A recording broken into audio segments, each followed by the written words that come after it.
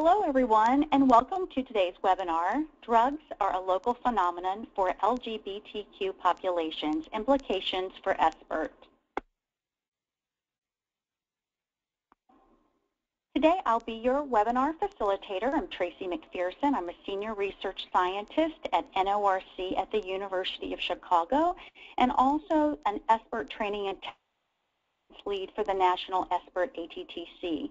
If you have any questions following the webinar today or anything about the work that we're doing as a part of the National SBIRT ATTC or the big initiative, you're welcome to contact me at any time.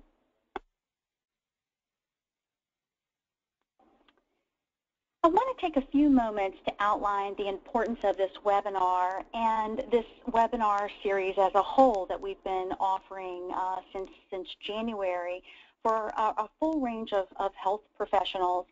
As you might know, the passage of the Act in 2010 availed several opportunities for service delivery and payment reform in healthcare, including recognition of the importance of screening and brief intervention for substance use disorders to reduce disease, disability, and premature mortality.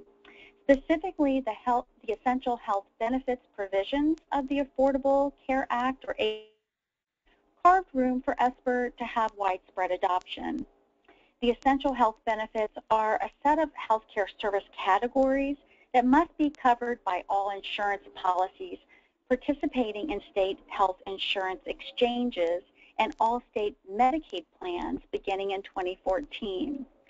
The ACA stipulates that the essential health benefits package must include mental health and substance use disorder services at parity with other medical and surgical care, prevention services, and rehabilitative services. An anticipated effect of the new standards is that the pervasive treatment gap between individuals who have substance use disorders but do not receive treatment may be reduced by expanding substance use disorder care services in primary care services, particularly in the medically underserved and the low-income populations. To accomplish this, medical and other staff will need to become suitably trained in screening, brief intervention, and referral to treatment for substance use disorders, and settings will need to adopt and use validated screening and brief assessment tools that are standardized for integration into electronic health records. This webinar series is one component of a national effort to educate the workforce about SBIRT and expand its use. This webinar is part of a series that we have been featuring since earlier this year. This year we've done something a little bit different, including some new topics for us, including today's webinar on LGBTQ populations, as well as military and veteran populations, and also highlighting the importance of ACA, which I just talked to you a little bit about. And also, if you'll notice in this webinar series, we've added a kind of a three-part series looking at adolescents, teens, and young adults in a range of settings. I really hope that you'll take advantage of the webinar series. We make all of these available to you for free. We offer free CEs. We have incredible expertise. The presenters are very knowledgeable in these topic areas, and they bring this to you for on-demand learning 24/7 at any point in your schedule that it fits. You are welcome for the next couple of years even to take advantage of this education. So our last webinar will be in August. We hope you'll join us for that webinar as well.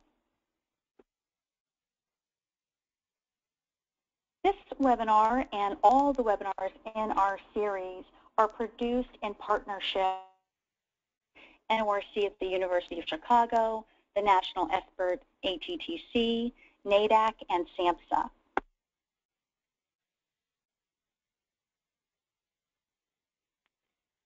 We've made available on the website, and they're already posted and downloaded a copy.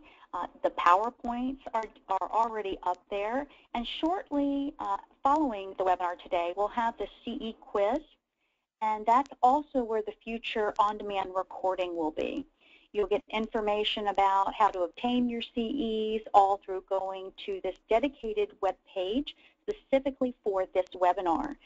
You are also going to receive an email following the webinar that will point you to all of these materials and how to access them, as well as a very important survey, an evaluation survey, which is really critical to maintaining our funding and making sure that we're getting the kind of information we need to develop the kind of high-level professional education that you've come to expect. So we take those evaluations very seriously. You'll get a link at the end of the webinar over in your chat, in your questions and chat pane. You'll also receive an email that'll have that link. And there is the question pane. You're welcome to begin typing in your questions at any point during the webinar. We look forward to taking some of your questions at the end. We'll reserve time at the end. If we don't get to all of them, we will kindly ask our presenters if they would be willing to address some of those afterward and post those Q&As up on the same website if we aren't able to take them all. And behind the scenes is our fabulous technical facilitator, Misty Story, who's the Director of Training and Professional Development at NADAC. And if you have questions that you're typing in about technical issues, she'll be answering those behind the scenes directly to you through a chat function. And it's my pleasure to now introduce our three presenters. Tanya Frise is served as a hospital corpsman during the first Gulf War. After service-connected disabilities resulted in her retirement from the Navy, she completed a bachelor's degree in public health and a master's and doctoral degree in nursing. She teaches in the Department of Community, Systems, and Mental Health Nursing at Rush University and is the nursing education manager for the Interprofessional Continuing Education and the educational coordinator for the Road Home program at Rush. Her areas of expertise include veterans and their families, mental health, individuals with disabilities, and people who identify as LGBTQ.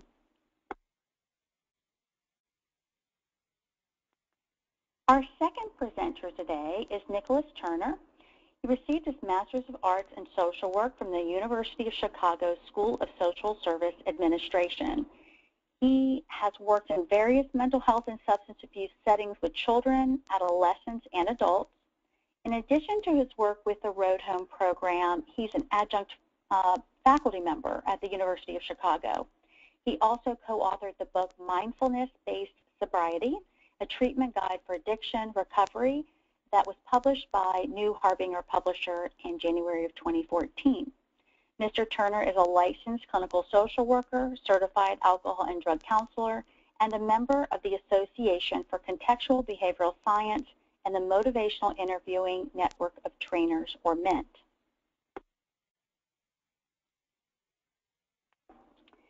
And our third presenter today is Dr. Niranjan Karnik. He's an associate professor in the Child and Adolescent Psychiatry section and the Department of Psychiatry at Rush Medical College, and an adjunct faculty member in the Department of Community, Systems, and Mental Health Nursing at Rush College of Nursing. At Rush University, he's also the medical director of the Road Home program, Center for Veterans and Their Families, and the director of the Rush University Life Course SBIRT training program. He concurrently serves as an associate faculty member of the McLean Center for Clinical Medical Ethics at the University of Chicago. His research focuses on community-based interventions for high-risk populations with psychiatric and substance use disorders. In the past, he's worked with refugee children on the Pakistan-Afghan border, street children in India, foster youth in Central Illinois, and incarcerated youth in California. He worked at a youth homeless shelter in San Francisco and is continuing this work with homeless youth in Chicago. The major focus of his research is on using mobile health technologies to bridge the needs of vulnerable youth and enable providers to deliver services to at-risk populations. So it's my pleasure to turn the presentation over to Tanya Frise, and I'll turn it over to you. Thank you very much, Tracy, and thank you everyone who's joining us today. We're just very pleased to be with all of you again and some new individuals, and to have, quite honestly, a conversation about individuals who identify as LGBTQ connotations for SBIRT. So I'm going to start off and just talk a little bit about who we are, and I can say we because I am a lesbian, and so I can speak well to the culture, as well as I have many friends and allies. When we're addressing any population, and I know clinicians know this, but it's difficult sometimes to remember to stop and pause and use the terminology that people prefer. For individuals among the audience that may have joined us last time or have seen the webinar that's archived, it's basically the same concept with the military. I was in the Navy. I prefer to be addressed as a sailor or a service person. When you look at the LGBTQ population, each one of those letters, and there are other letters as well that are being added on, are terms that mean something very specific to the individuals, so it behooves the providers to understand them as well. The first three on this slide you're probably all very familiar with: lesbian, gay, and bisexual. Transgender, you're probably familiar with that too, but it does include a larger population than people that have actually gone through the transition. There's different stages of transition. So again, we really want to, in meeting with our clients and individuals, ask them what their preference is. The Q can either mean queer or questioning. It might be exploring identity. It might be exploring a gender expression. It might be that they're just questioning in general. So again, respecting people's desired self-identifications really helps to establish the sense of trust that's needed to begin a clinical treatment with an approach like SBIRT. It's simply a better way to approach it and not make assumptions about individuals' identity. Some other terms and concepts that I think are very important from a clinical perspective, again, in establishing that trust and that relationship with this particular group of individuals, is the terminology which you probably know coming out is encourage people, in the sense that it's that it's a safe environment, and people that you know in the community, support them when they do. Step up. Speak up. If you hear anti-LGBTQ jokes or remarks, if someone's discussing current events, correct their misinformation and speak up for equality. The more that you set the example in your personal and your public life, the more it will become the norm. And again, join in. Incorporate small everyday actions to demonstrate support for this population, as well as other communities. It's very interesting when you consider the high prevalence of medical and behavioral health issues. LGBTQ youth have higher rates of suicide, and certainly more of them are homeless. Many of them, unfortunately, are involved in sex trafficking. There's a higher prevalence of certain mental health issues in general among people who identify as LGBTQ. Trans have a higher prevalence of suicide attempts. Young men who have sex with men, and transgender women, especially African Americans, are at a higher risk for HIV. Lesbians tend to be overweight and seek less preventative services, particularly for breast cancer, cervical cancer, and other female-related health needs. In older adults, it's the stigma and the fear from those many years of having to literally be in the closet or completely hidden. I'm sure everyone's familiar with the recent developments from the Supreme Court, and over the years things have changed. However, it's not until recently that people began to feel comfortable, and if you look at the lifespan of individuals that we are working with and treating in the community, keep a few things in mind. As clinicians in your facility, think about access. Again, do you promote that environment where people can feel comfortable and open? Resources and visibility. have websites and resources for your other clinicians and for people that come in. If I walk in and I see a brochure that's obviously LGBTQ resource friendly, I'm going to feel more apt to talk to you. Think about your health records and what they reflect and how that can serve this population more specifically. And again, address transgender issues within your practice and continue to educate yourself and your staff. Now I'm going to hand it over to Niranjan. Thanks, Tanya. So I'm going to go specifically into some issues around substance use in the LGBTQ community, and I'm going to cover some of the location-specific issues that I raised in the title when we were putting this presentation together. So just as a broad overview, part of the research evidence shows, as Tanya outlined, there are just higher risk factors in the LGBTQ community, and it is theorized that a lot of this comes as a result of marginalization and stigma.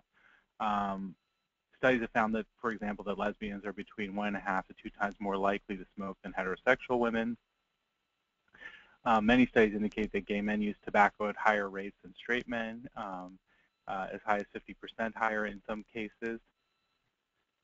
Bisexual men and women seem to have the highest smoking rates of any subgroup for which data are readily available, and states that have collected data on bisexuals via surveys found that smoking rates to be 30 and 40% of the population smoking. These, high rates, specifically cigarettes and smoking, have also been found around transgender individuals, and here you see the rates again, 45 to 74%, depending on the studies underway.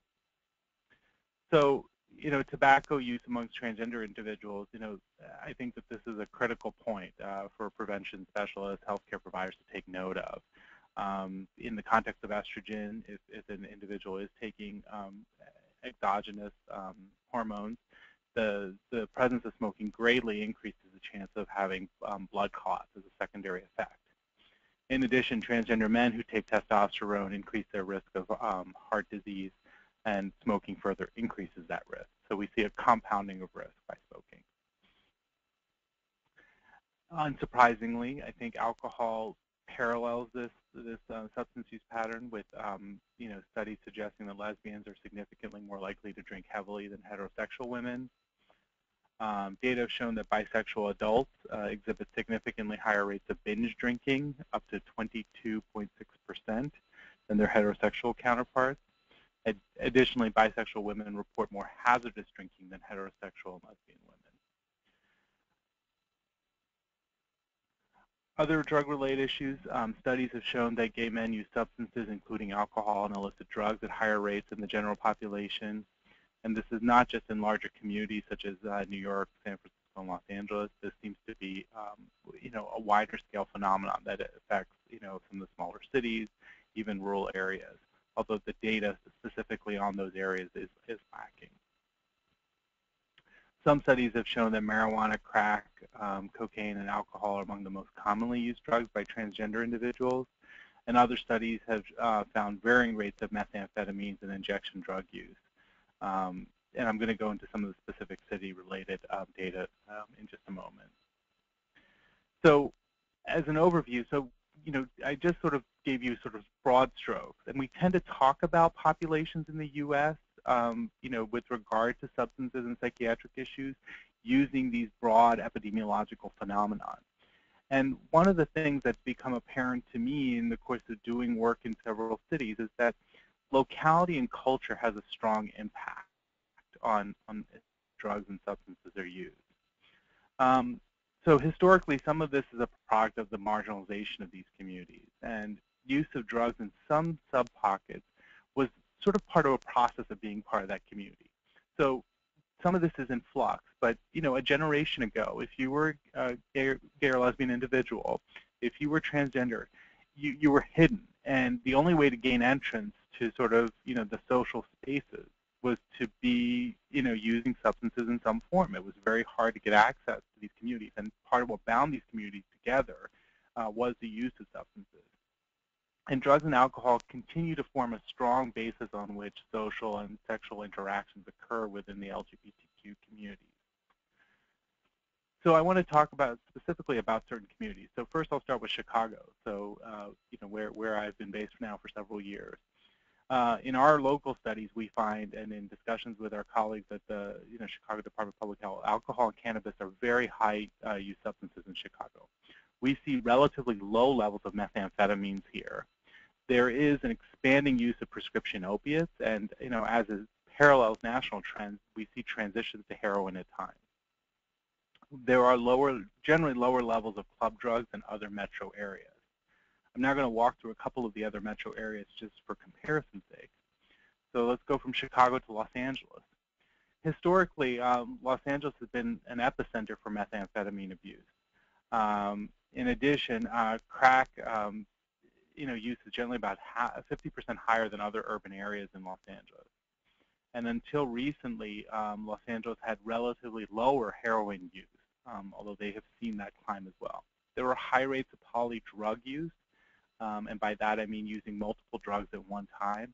And as unsurprising, alcohol and cannabis are among the highest drugs of abuse in many metro areas. Going back across the country, sorry I didn't organize these geographically or with any geographical theory in mind. Miami has high rates of alcohol and cannabis use. 25% higher rates of cocaine use than other major metropolitan areas in Miami. Lower methamphetamine levels, the highest levels of ecstasy, and for comparison's sake, Miami is on par with Seattle in terms of the levels of ecstasy use. Barbiturates and heroin also form critical variables within the Miami drug scene, and polydrug use is there as well. So at this point, I'm going to turn the presentation over to Nick Turner, who's going to take us through a little bit of SBIRT for this population. All right, thank you, Niranjan. Hello, everyone. Good to be here. This next part, I'll just give a brief introduction to what SBIRT is for those who aren't familiar with SBIRT or who are new to it. I won't spend too much time on it, but it's important to give some background, and then we'll go into some specifics as far as what it looks like and what it looks like with the LGBTQ population. Okay, so the first question we'll answer is, what is SBIRT? So SBIRT stands for Screening, Brief Intervention, and Referral to Treatment. Screening meaning universal screening, so screening everyone, not just screening select people we kind of think are at risk or we suspect there's a substance use. Just in universal for quickly assessing use as well, so something you can do relatively fast or relatively quickly in a short-term setting, and to assess severity of the use, because substance use is on a spectrum. The SBIRT approach encourages you to think about substance use on a spectrum, and we'll go over that a little bit later in the presentation. Next up, brief intervention, so a brief motivational and awareness-raising intervention given to patients at risk for substance use issues. And that can be done within any type of setting, and it can be very brief as 5 minutes, 5–10 minutes, just providing some information and talking about change. And then if necessary, which is not the case in many cases, a referral can be provided to treatment. And this, again, might be just brief or a specialty alcohol and drug program, but that's not always the case. And we'll talk about that again a little later in the presentation. So the next question we'll answer is, what does the SBIRT approach aim to accomplish? So it aims to intervene with those who are at moderate or high risk for psychosocial or healthcare problems related to their substance use, and really aiming at that kind of to prevent the them from moving into the kind of more what would be considered either dependent on a substance or really high risk use. If you can kind of hit the person or get to the person early and address it, then even better. And next, answering the question, why is the SBIRT approach important? Like, why are we talking about this? Why are these webinars happening? And just some data, there's a lot of missed opportunities that are happening. So most patients, 68 to 98% with alcohol abuse or dependence, kind of in DSM-4 terms, are not detected by physicians, or in DSM-5 terms with substance use disorders. And physicians are less likely to detect alcohol problems when screening tools are not used universally, again, when not everyone across the board is screened, and in patients who may not expect alcohol problems, and this has been found with whites, women, and those of higher socioeconomic status. And is the SBIRT approach effective? So something started as meta-analyses and reviews, more than 34 randomized controlled trials focused mainly on at-risk and problem drinkers. Resulted in major cost savings, fewer hospitalizations and ER visits. Screening and intervention cost per patient is around $177. Cost per patient is $1,170. Ratio, or benefit cost ratio rather, is 6.6 to 1. And just a couple other statistics as far as outcomes are concerned. It's making a measurable difference. I'm not going to read off these, but you'll have the slide set and you can read them briefly. But there's some solid evidence that SBIRT makes a difference and can prevent harmful substance use. If you see, just to throw some numbers out there, if you see on average 4 to 8 of those patients are at risk for experiencing substance misuse-related issues, and then again, the misuse is a key word. It's not necessarily going to be dependence or going to need treatment. Maybe they just need some sort of information or brief intervention, and they're able to reduce their drinking. And with brief intervention, 1 to 3 patients weekly are. So next, how do I make the transition from business as usual to SBIRT? Because we get that, get that question a lot of like, okay, so what's the first step? What's the process we need to go to make that transition over to, implementing SBIRT in our setting? So some key points, just to, if anything, you're walking away from the presentation with, both the cultural piece with LGBTQ, but with SBIRT is transitioning to routine and universal screening. So not just kind of random sprinklings of screenings here and there, making it part of your general routine practice, and then also screening everyone with that process in a little bit, and using validated screening tools such as the audit and the DAST, and we'll look at those specifically next. And some actually like staff and practitioner transitions, helping staff and yourselves view alcohol and drug use as a continuum. It's not this no use or low risk use and dependence view.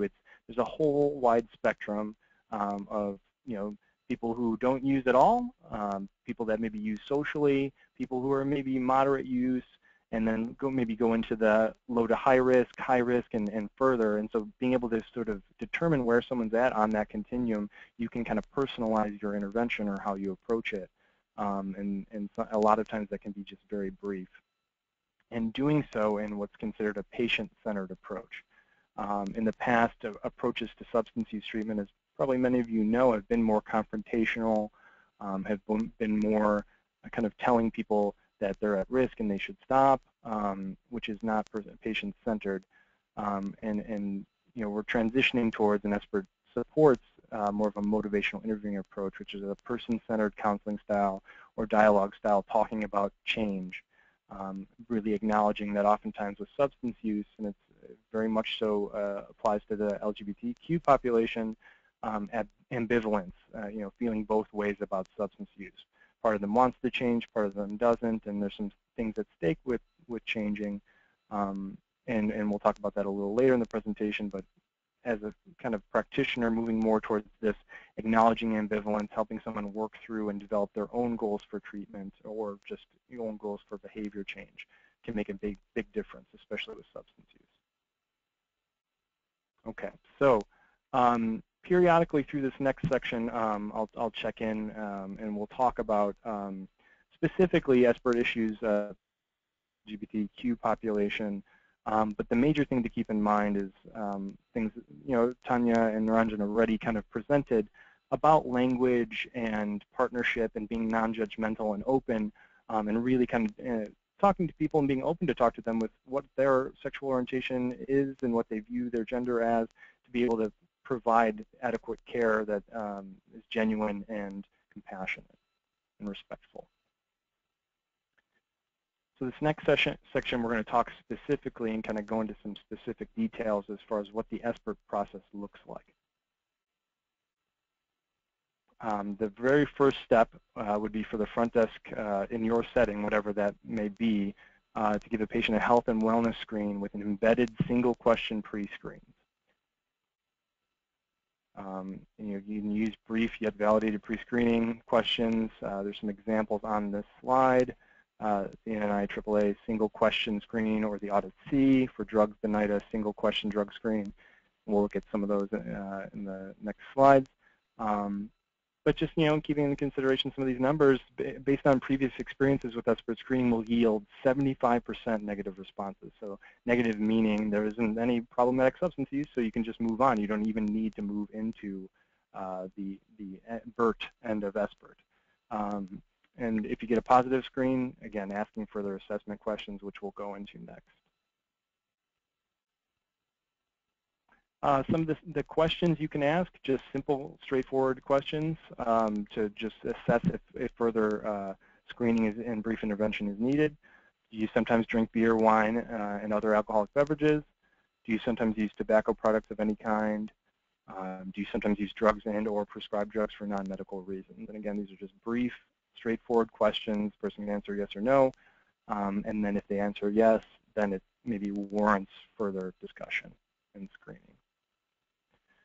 You can use things like the NIDA quick screen, which is easily embedded in a kind of a health screen you would give any patient coming into your practice. And it asks just a straightforward question. In the past year, how many times have you used the following? Tobacco products, prescribed drugs for non-medical reasons, and illegal drugs, so it kind of addresses all the problematic areas. And you can assess how often. They can just check the boxes. They don't even have to write any specific information down at this point. So the staff member, whoever that may be, then reviews the screen, administers the audit and/or the DAS if necessary. So if it's positive, if the person says, yes, I do some of those things, the patient is asked to complete the audit or the DAS, and if it's negative, no further activity, then you move on. Just some background information in case you, for those who aren't familiar with the audit and the DAS. The audit it stands for Alcohol Use Disorders Identification Test. It's 10 questions, so it's brief. And the DAS stands for Drug Abuse Screening Test, which is a shortened version of the DAS 28. It also contains 10 items. And they're just brief screens that gives you kind of an idea of where a person's at on that substance use continuum. So you can, if needed, then you move on to kind of more of that screening process and brief intervention. And just to, thing to note, these are some of the prescription drugs that are commonly abused, and things to look out for if even on their medication list, if they're prescribed those, or if they indicate they've used them recently. These are things that are commonly abused and may need to be talked about within a kind of a helping setting or a medical setting. So opioids, painkillers, benzodiazepines, being anxiety medications, sleep aids, and other assorted medications such as clonidine. And these are things to assess for and then talk about if the person's misusing them. And again, just to reinforce some of the things we've already talked about, screening everyone, not just selectively screening folks. You screen for both alcohol and drug use, including prescription drugs. Sometimes tobacco gets, maybe put to the wayside, but it's, again, something we need to screen for universally. In a lot of settings, we're mandated to screen for.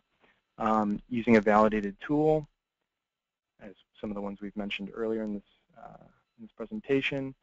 Pre-screening is usually part of another health and wellness survey. So in most settings, people are already screening, handing out some sort of health screen. So you can easily add some of these questions to it.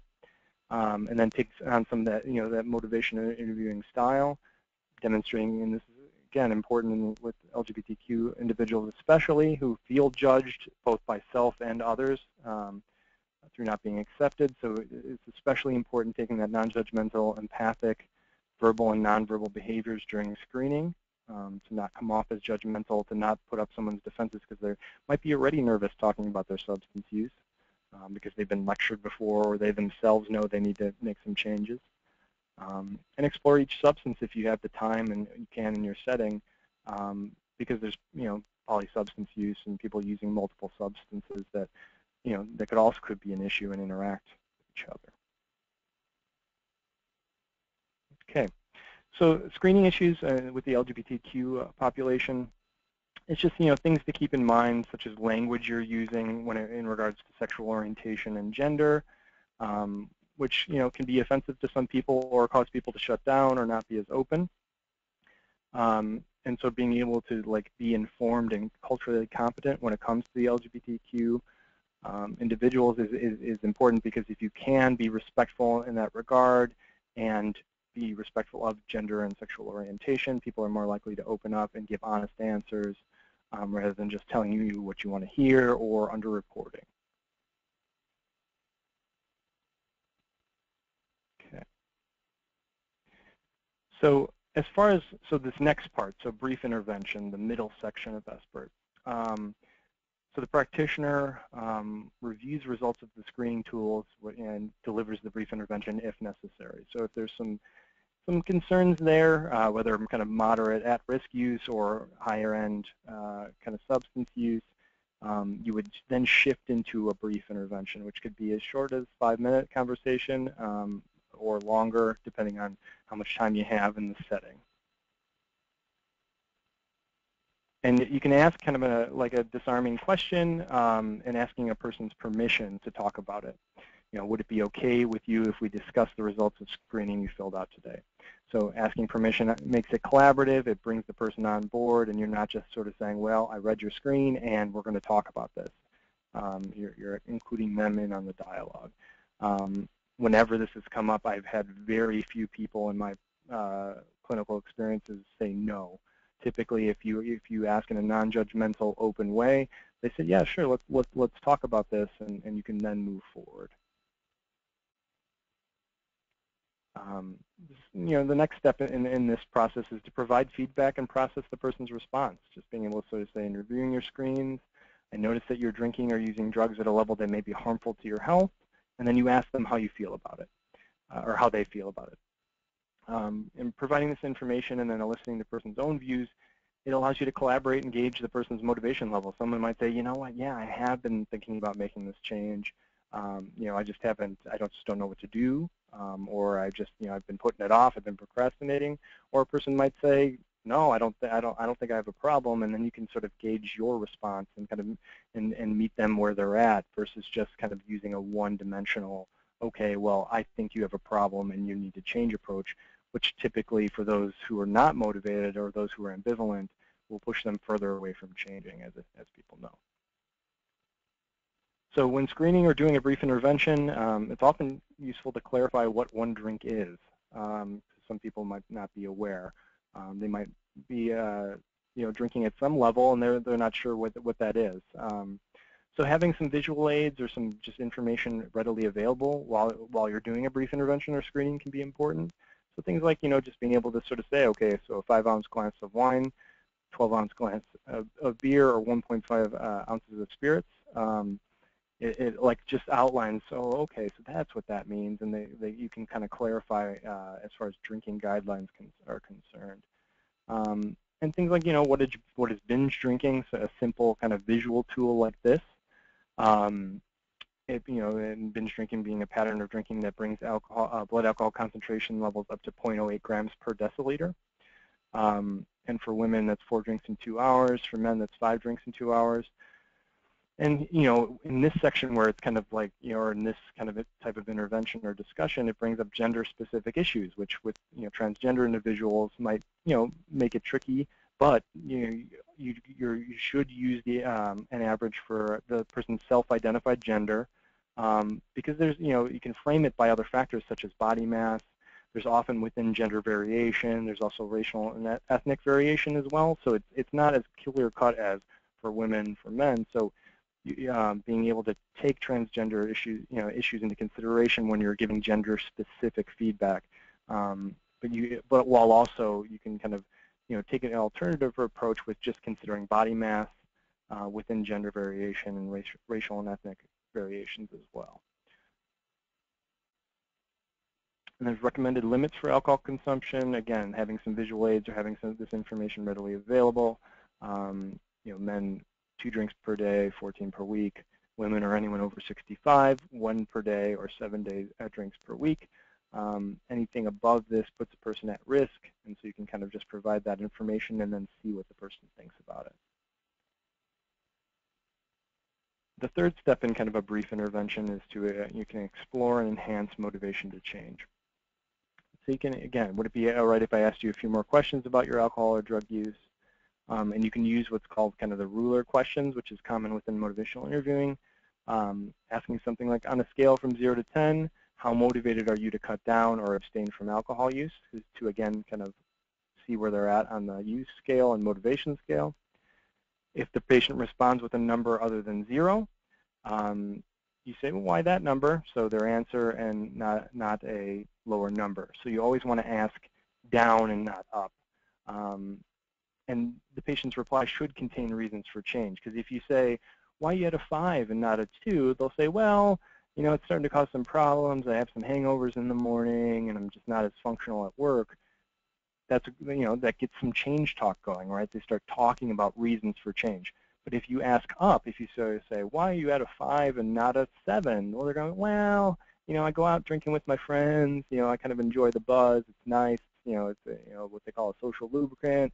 And so then they give you reasons why they want to stay the same. So, and that's kind of what you want to move away from in that motivational interviewing or kind of brief intervention approach of just maybe getting them considering reasons for change rather than sustained talk or reasons to stay the same. And if the patient responds with a 0, which I've rarely encountered, at the very least they'll say a 1. But if they do respond to 0, you can affirm them by saying, thanks for being open to talk about this. And then you can kind of ask them a hypothetical or kind of an as if. So, you know, if you were to reduce or abstain from substance use, in what ways would your life potentially change and or improve? And then, you know, if they're ready to move forward, you can kind of briefly negotiate a change plan. So if they're ready to talk about it, you know, ask them, what changes would you like to make and how could you go about it in order to make that successful? So just some great open-ended questions to help to elicit their own ideas about change and then moving forward.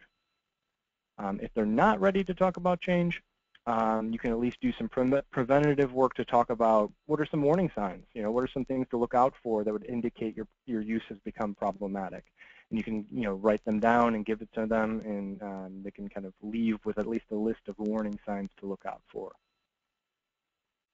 And as far as brief intervention issues that come up, again, always keeping to the consideration those cultural issues, language and terms, and you know, like with any population, but specifically with LGBTQ individuals, you have to take into consideration what is linked with their use or abuse. Oftentimes in the LGBTQ community, there's social aspects to drinking and using. There's sexual and intimacy issues related to using. I've worked with individuals in substance use settings where they were only able to engage in intimacy and sex when they were intoxicated because they felt so shamed and so shameful and embarrassed about their sexual orientation. They were never able to comfortably engage in intimate relationships with their partners because of that, and so they would get drunk or high or both in order to be intimate. And other mental health issues. If a person feels embarrassed or shamed or unable to come out and really be open about their sexuality, they might have developed depression, anxiety, and other issues, which then led to self-medication and substance use. So you have to consider that when you're doing the brief intervention and talking about change. It's often complicated, but these are often, you know, issues that can be addressed and validated while also talking about change. It doesn't have to be either or, and it doesn't have to be in a long-term setting. It can be done in a brief setting. And then finally, if a person needs it, if they're really if their use is problematic and really causing them issues, the practitioner can provide a referral to treatment or provide the person with resources they could utilize in the future if they're not ready or if they're not at that point yet. If the person's ready to seek treatment, so you can say something like treatment services are available in your area, would it be okay if I provided you with a referral? and has helped you schedule an initial consult, that would be great if it could be that warm handoff. If not, you can provide, you can call and set them up with an appointment. And if you don't know of any resources off the top of your head or don't have any readily available, SAMHSA has a behavioral health line and a treatment finder website. You can just plug in the data and it comes up with local programs that might be able to provide help. If the person's not ready to seek treatment, again, asking permission. Would it be okay if I gave you some resources you could utilize if you decide to make a change in the future? And they can leave with some information and put it in their drawer and then uncover it if they come to the point where they're like, okay, I'm ready to change or I'm ready to make a change. And specific kind of a referral to treatment issues with LGBTQ individuals is there are LGBTQ specific programs out there, so that's really important to keep in mind. That can lower someone's anxiety about entering treatment if they can kind of go to one of these programs. And some programs are even hostile towards LGBTQ individuals or the community, so you have to keep that in mind as well. Especially with transgender issues, gender-specific programming can complicate things. So if you can refer them to a program that really is educated on and embraces the LGBT community, that can make a huge difference. So I'm now going to hand over the presentation back to Naranj Studies and talk about kind of treatment approaches.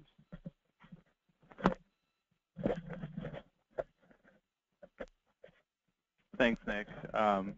So I think that was a really great summary in terms of reviewing SBIRT, but also talking about contextual factors with SBIRT. So we're going to run through a couple case studies here just to kind of give you a flavor of how we as a team think about this, how we approach cases.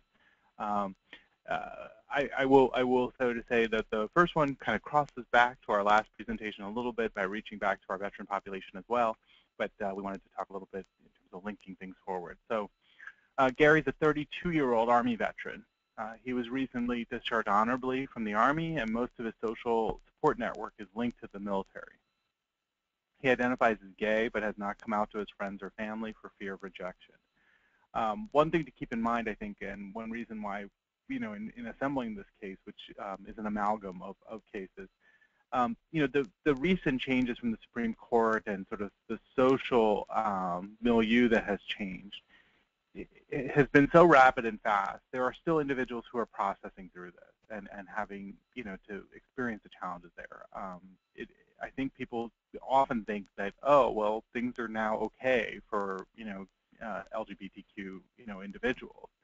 I mean, I think that those fears of rejection still exist, and particularly within subcultures like the military, there can be a great deal of hesitation, and we see this in our clinic, on a routine basis.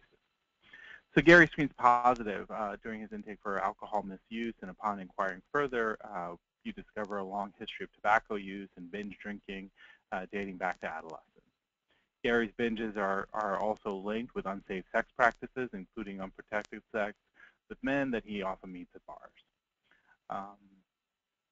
So that, by virtue of the case, is sort of the background, and now I'm going to walk you through a little bit of how we think about the case here. So our approach, as you sense from the case, we screen everyone who comes into our program here at Road Home. Our military program is screened for drug or alcohol use, and we use the validated screening tools that Nick identified. One of the things, just culturally, in addition to addressing sexuality issues and sexual orientation, you want to acknowledge, in this case, military service. That's, one thing that can be a very important factor, and so it's important not to get too caught in one or the other subculture. So we tend to put people in boxes, right? Oh, you're a veteran. Oh, you're LGBTQ. Oh, you're this ethnicity or that, racial group. And really, the people who come in can be complex individuals who have multiple and overlapping identities.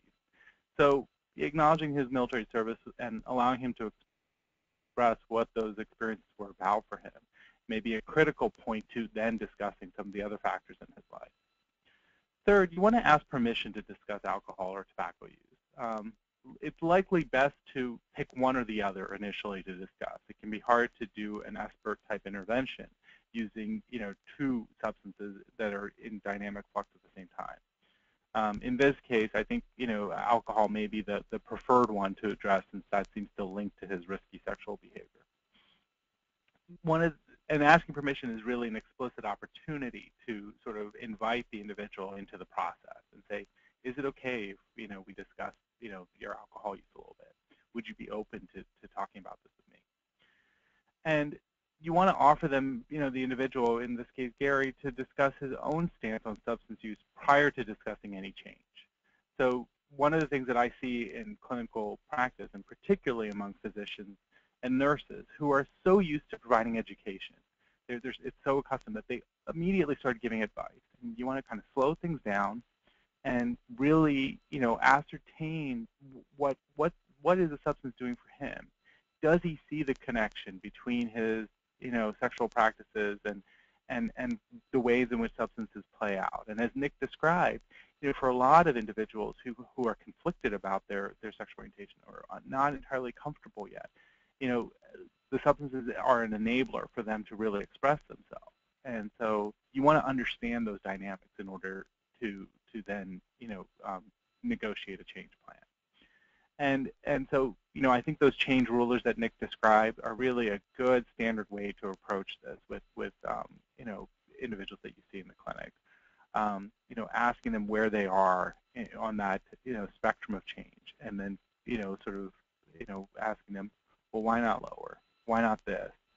And that'll affect that change talk that you want to get. And that's the hallmark of what you want to get to, is get the patient talking about change themselves rather than you being the one to initiate that. And next, you want to potentially refer for counseling or support services if they're indicated. Case number 2, a little bit younger. Meredith is a 19-year-old college student.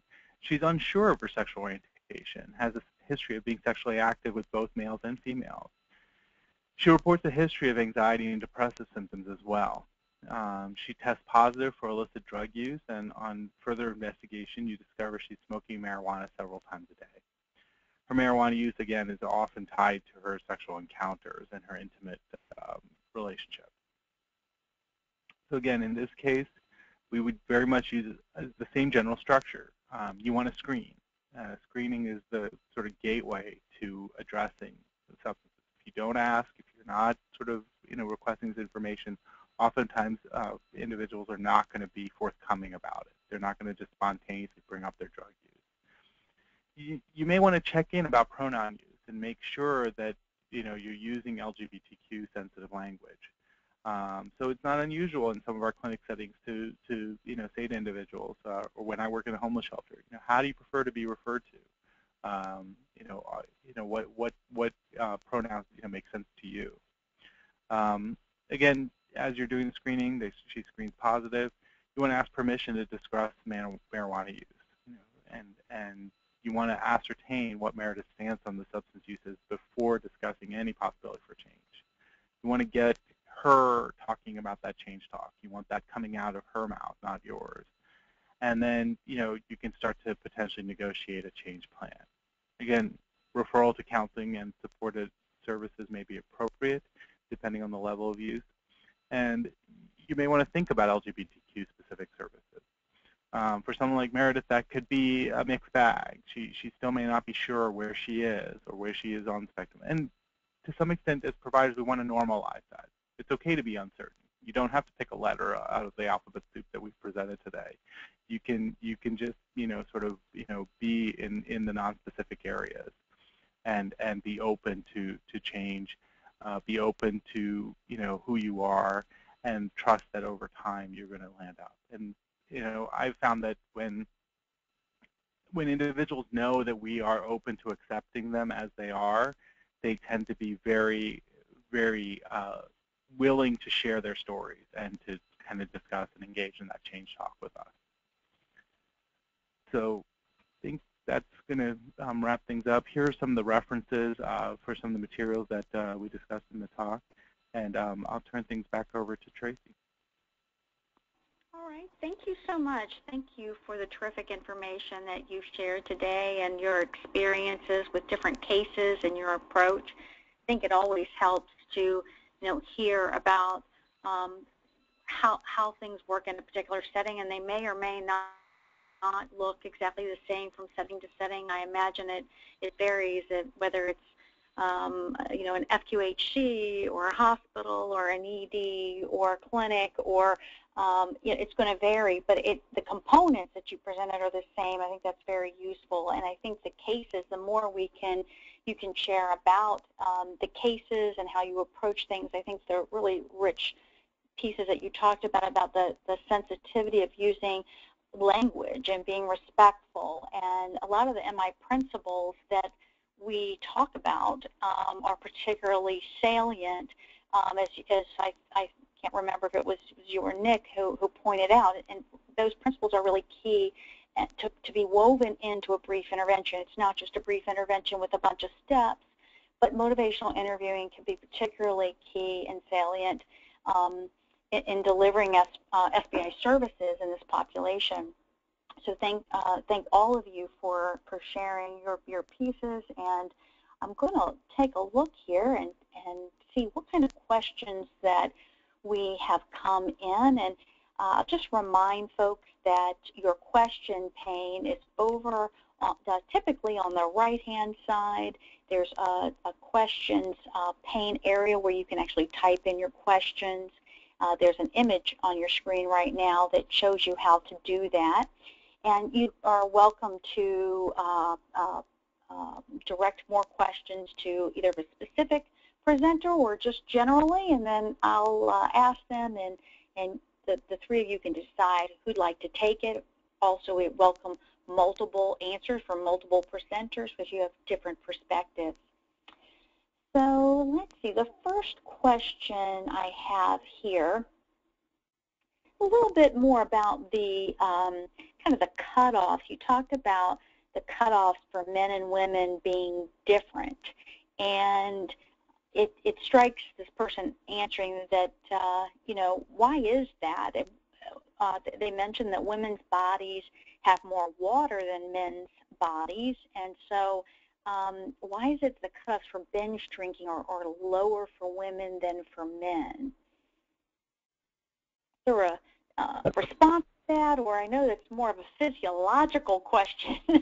Yeah, so I guess this is Narajan as the physician in the group. I think I'll have to take this one.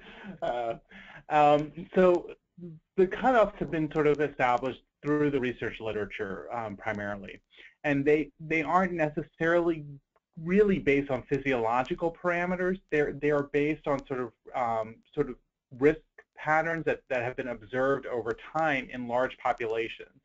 So we're looking at averages here. So on average, women tend to metabolize alcohol more slowly than men, and that is a function both of generally of body mass, but also to some extent of physiology and just the way in which our bodies, you know, sort of run these substances through. And that's why I think the point that Nick made is really important to keep in context.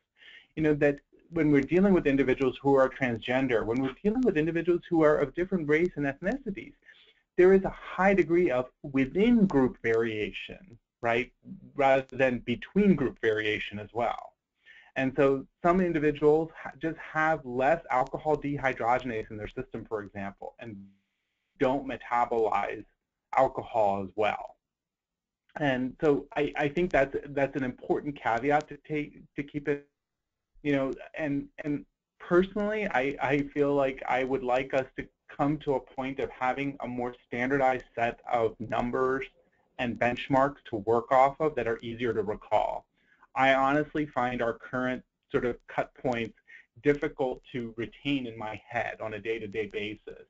And I think we can probably start to simplify the system a little bit more and maybe just use a slightly more conservative number, you know, and then kind of be able to just have everybody remember that. So I'm hoping we're moving to that point, but largely this comes out of the research literature is the main point to take away. And they are based on averages.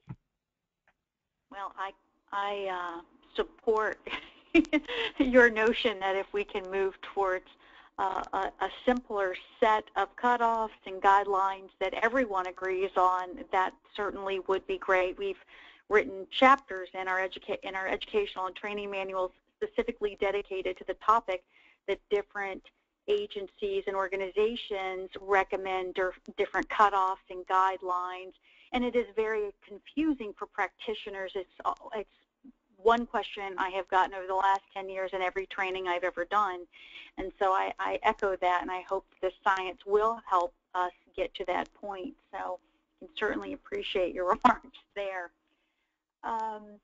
That's great, thank you. So let me go to another question. Let's see here.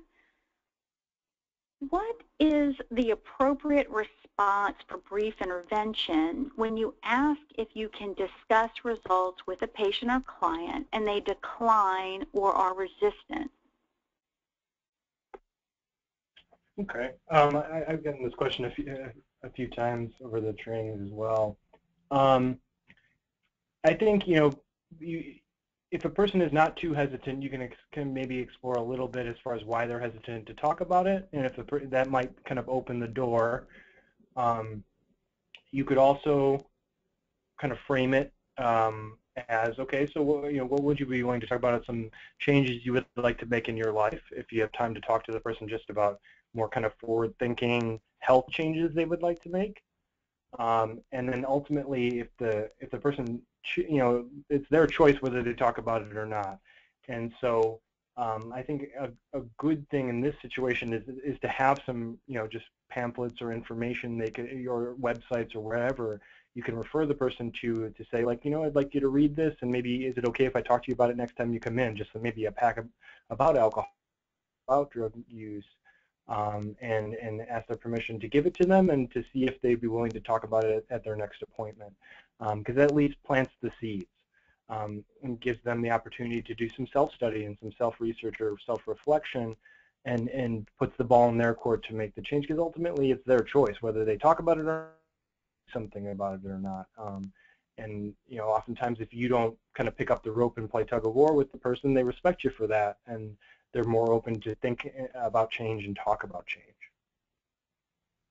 Thank you. Appreciate your response, Nick. Okay, the next question I have, it says a little bit longer, so let me see if I can, if you need me to repeat it, let me know. It says, in most cases, LGBTQ individuals display an array not only drug and alcohol abuse. They can be homeless, they can have a mental issue. I can imagine that they often are depressed, sad, and frustrated. What is actually a priority problem to solve in their case? Should we look for a shelter for them to solve the homeless problem first, which may lead to alleviating their stress and depression? Or should we try to solve the mental health issue, leading to decreased misuse of drugs?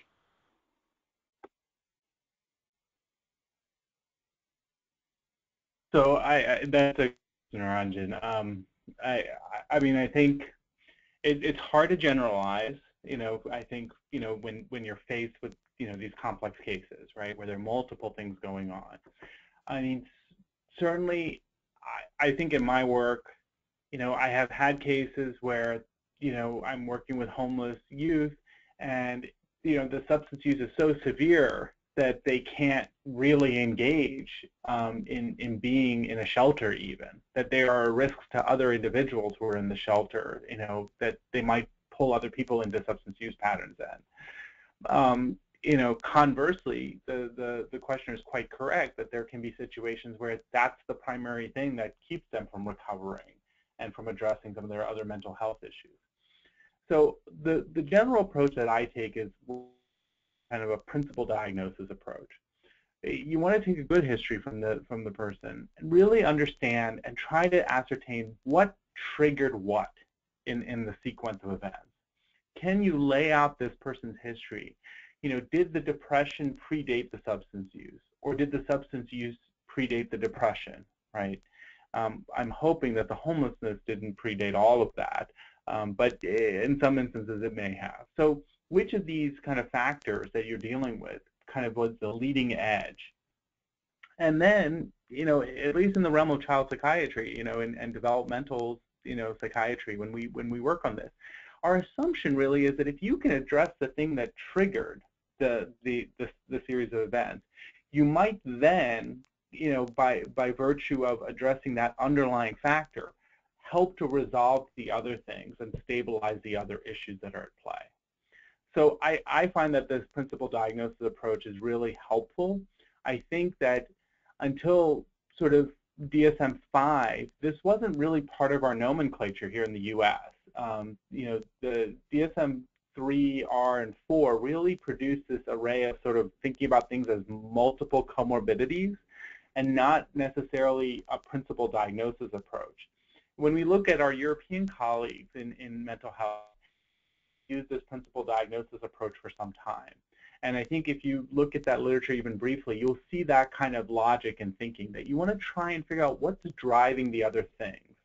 And I see quite commonly in my work, things that start out as sort of, low-level innocuous cannabis abuse that then starts to advance and become more chronic, and then the person falls into a depressive state. Using our traditional sort of, depression treatments probably isn't going to resolve that if the cannabis use continues. So to get underneath that, you have to address the cannabis use. And then after a time, the logic is that the depression would start to abate. And if it doesn't, then you would move sequentially to that next treatment for depression then, after you've addressed what you think is the primary thing. I guess one caveat, I'll apologize for making this a long answer, but since it was a long question, I'm going to take the liberty of continuing. One caveat in this is that at times when we use this principal diagnosis approach, we're wrong about what I thought was the leading diagnosis. And I find what tends to happen in those cases is that's where you hit stumbling blocks, like the person should be getting better, but they're not. And they're coming, they're assuming that they're being faithful to the treatment, and they're not improving. That's when you have to revisit, sort of your assumptions that drove you towards that diagnosis originally. And maybe you have to take some more history, kind of dig a little bit further. And so this is where the process of formulation is really important. As you're formulating the case, this principal diagnosis approach is really a good case formulation drives that. You periodically, if you hit, situations with a patient where they're not improving, you want to revisit and reformulate and go back and go over it again and rethink it. And you might discover that there was some essential piece that you were unaware of. I had one case of an individual with an anxiety disorder, had some mild substance use going on, and we were working CBT, not getting better, and then like all of a sudden, I discovered he sort of let me know that he had been living in New York.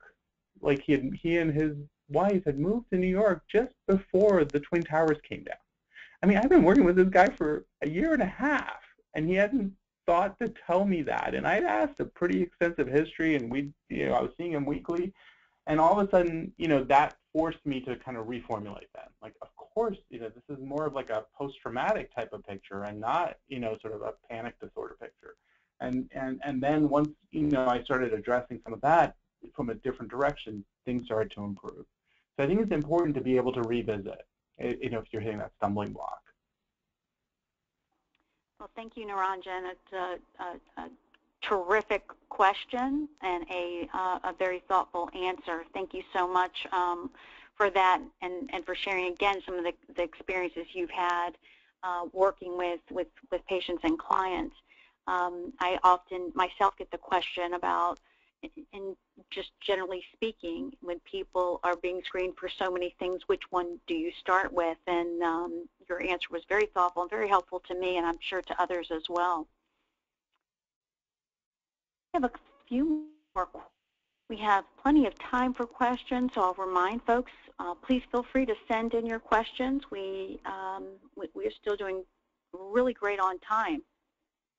So this next question is a little bit longer too, but I think it also relates. I see some other questions related to the general topic of resources, and in terms of resources that are appropriate, maybe specific for, or just they're designed for a general population but are appropriate for LGBTQ patients. So here's the question.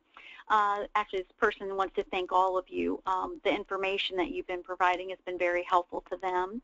And they work in an FQHC in Michigan, and they're trying to find resources for LGBTQ-friendly inpatient and outpatient substance abuse centers in the Michigan area. Now, you may not, or you may know of Michigan area-specific resources, but in general, it's related to some other folks' questions. When you're working with LGBTQ populations, are there particular resources or centers or organizations or sites where the materials and information would be most appropriate? Where could they get more information and materials? That's sort of one part of the question. And also there's a little bit of a qualifier here too, that we have people working in a range of settings. So in this particular question, it's FQHC, and they're working with underserved, underinsured Medicaid populations, and they're beginning to see transgendered patients in primary care. Then we have other folks who may be working in private insurance. But where would practitioners go to find appropriate resources and places of referral that would be best suited with working with this population? Again, this is a great question. We are in a world that's evolving rapidly around this, so I think that our resource infrastructure is going to grow dramatically in the years to come. I will say this, that first of all, I know we are supported by SAMHSA, but I feel like the SAMHSA website is actually an excellent resource. There is incredible amounts of material on SAMHSA's website. There are brochures and booklets that SAMHSA can send to you that you can use in your clinics in multiple different settings. As I said earlier, it's hard to remember all those numbers in the cards. SAMHSA has pocket cards that they will send you, things like that. So go to SAMHSA, make use of that. Most of those things are free, downloadable, or SAMHSA will send them to you. So, resource number one. Resource number two, I think if you're looking for, facilities, particularly if you're thinking about hospitals for inpatient treatment or a high level of care, even outpatient treatment at some of those facilities or specialty care. One resource is to go to the Human Rights Campaign's website. They maintain a scorecard that they use to grade hospitals and institutions. They have one, I think, for corporations, but they have one specifically around healthcare. And that can be a good local index for, does this hospital minimally have policies which would allow, individuals who are LGBTQ to get care, to allow their partners or spouses to, have decision-making power as they normally would. Again, I think a lot of this is going to change as a result of the recent Supreme Court decision, but many institutions have not written or formalized these policies or caught up. Third, I think one thing that, there are online resources for various specialties. One in particular that is starting to grow, I think, it's called GLAMA, the Gay and Lesbian Medical Association, has a provider searchable database. So you can find local providers. So providers who are comfortable and feel like they want to treat LGBTQ populations can use that database to list themselves or their programs, and it is another searchable entity. And so that alongside the SAMHSA, a great way to do that, sort of bring those together. And finally, I think, increasingly for folks who are on this webinar, I think there are going to be more opportunities to build your own internal resources. We are actually here at Road Home Program, we will be actually hosting a Transgender Health Institute in October. for some of our local providers to train them, to really help them understand sort of the processes, around transitioning and how that affects care and how you can think about your own practice in that context. We also are collaborating with an organization called WPATH, which is the International Health Organization for Transgender Health. And WPATH has been setting sort of guidelines by which providers can get certification in transgender health, but also they're trying to put out best practices. All of these organizations are happy to assist you, I think, in trying to find appropriate care for your patients if you don't feel you have those resources. I think the more we kind of build our own capacity internally, I think the better off our practices are going to be. And you know what, at the end of the day, I think what we discussed today, it's not that hard to be a good practitioner in this field. A little bit of knowledge, even a good amount of empathy and a reasonable approach in terms of motivational interviewing is going to go a long way with a lot of people. It actually kind of works universally. So I think that that's going to become the new standard going forward. But I hope that these resources I outlined are helpful, and I think we can put some links up on the webpage for the webinar, and I see that Misty's already posted the GLAMA link so that you can see that, as well as the HRC links.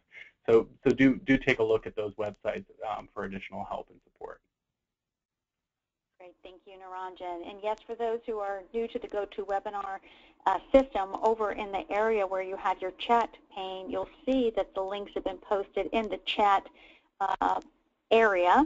So they're up there right now, as well as we can make those links available on the website where we talked earlier about where the webinar recording and other information will be posted. Got a couple of questions here about screening tools.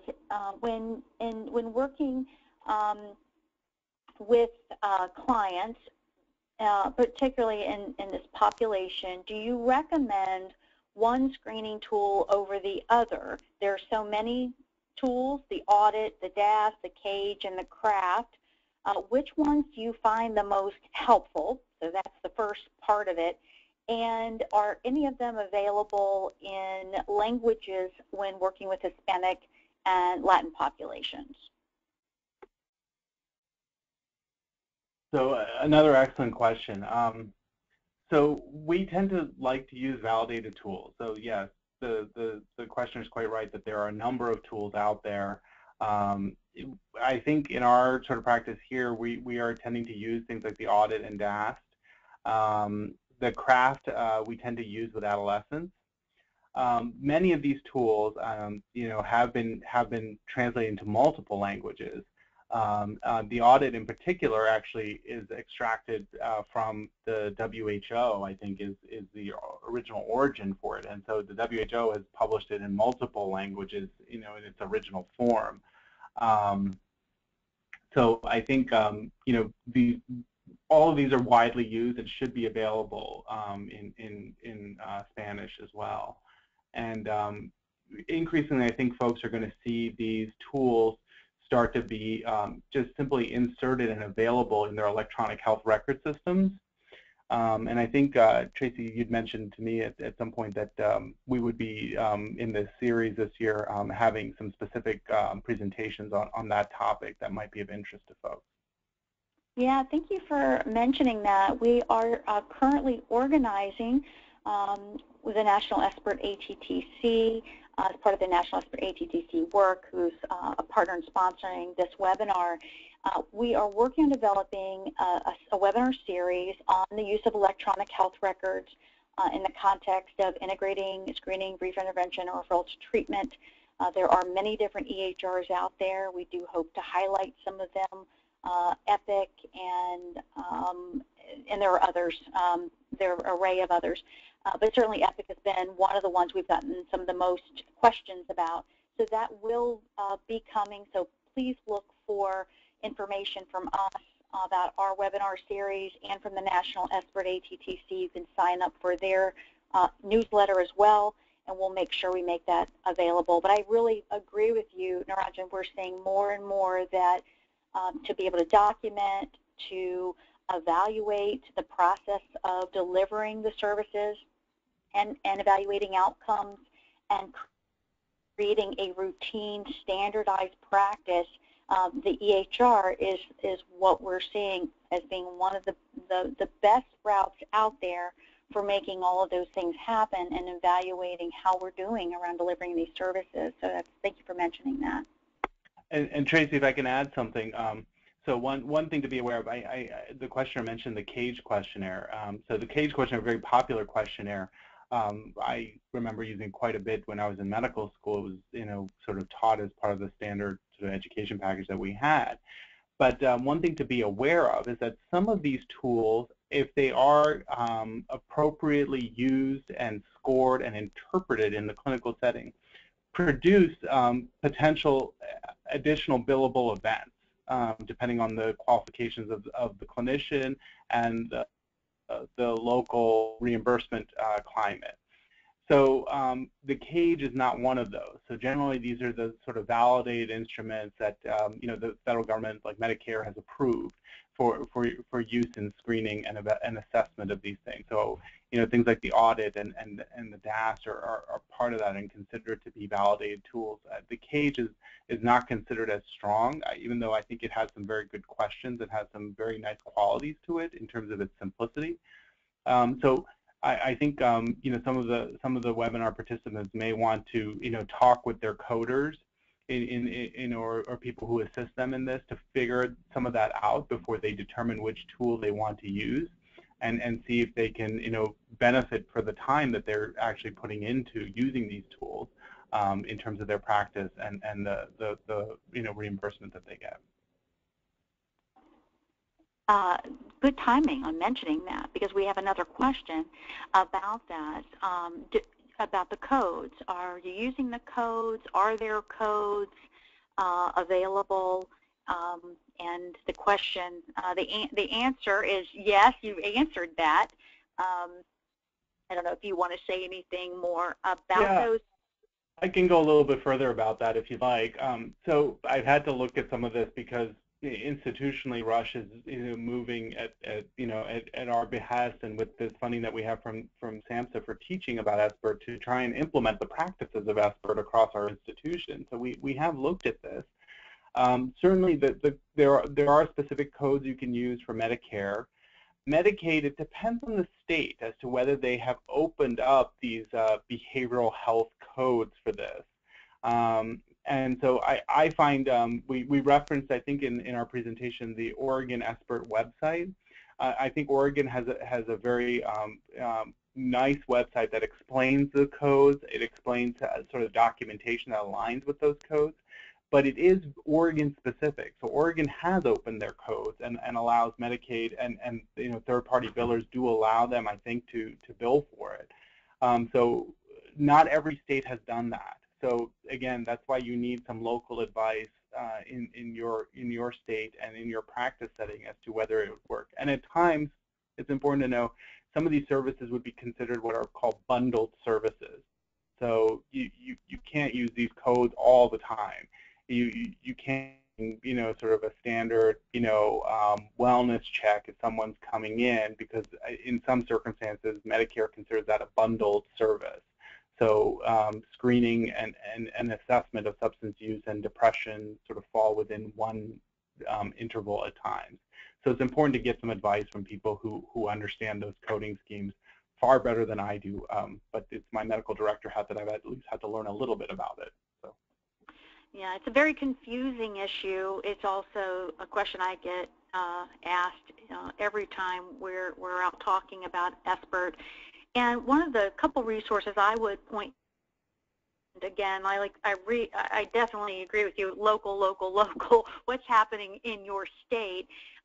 That's really trying to drill down to find that information within your state, I think, is really one of the first places you can start. There is a resource available through the National SBIRT ATTC. It's called the SBIRT Reimbursement Map. And if we can get a link for you in the chat pane, we'll do that. You can search SBIRT Reimbursement Map, and I think it will come up.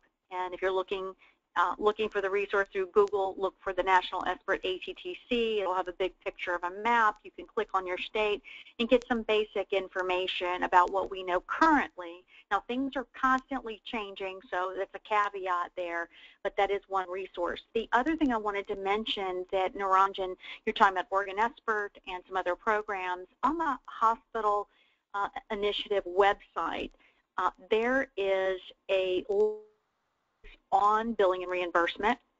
There's some guidance that's been offered by states about how they've done it. We've also have some recorded webinars from the folks in Oregon. There's a two-part series and some others on billing and reimbursement, and it gives screenshots of how they've integrated into their EHR to make sure that they're setting it up to be for proper billing and reimbursement. They're very good free educational tools that I hope you'll take advantage of, and it looks like we've already posted that in the chat pane for you.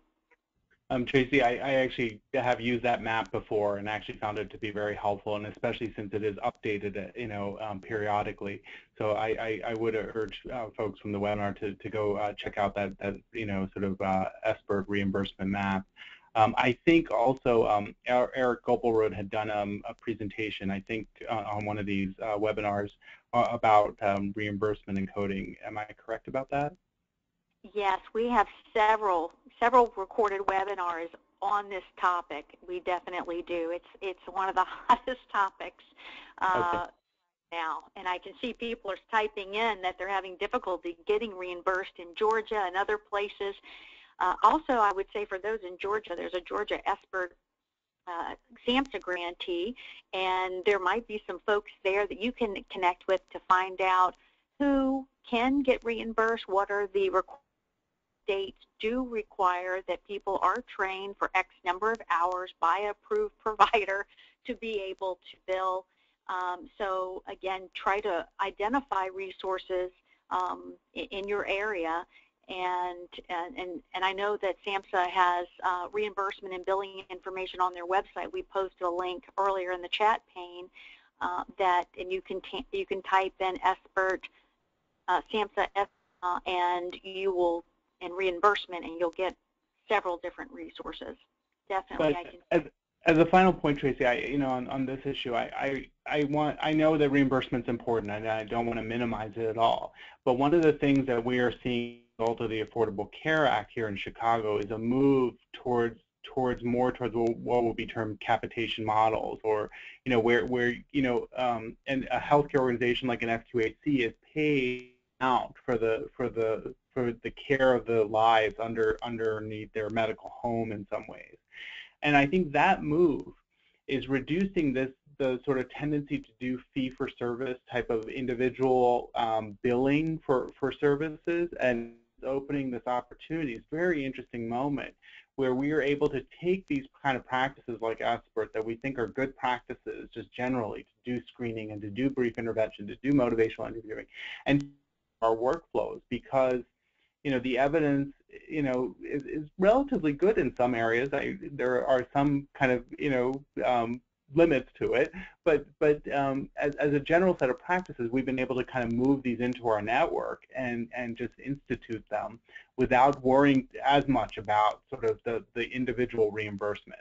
So I think people should be aware that much as they may be looking at that model, the fee-for-service model, that I think nationally is going to start to be diminished by various forces that are at play in our healthcare system.